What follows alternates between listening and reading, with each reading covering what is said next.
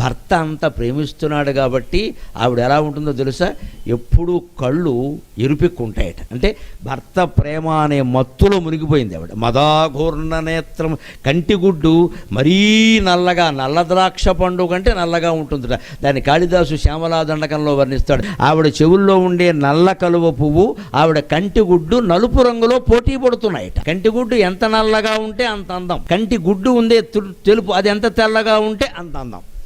ఆ పక్కన ఎర్రచీర ఉంటే అది శృంగారానికి చిహ్నం. ఇవన్నీ ఉంటాయి, ఎందుకంటే భర్త ప్రేమను సంపూర్ణంగా పొందింది.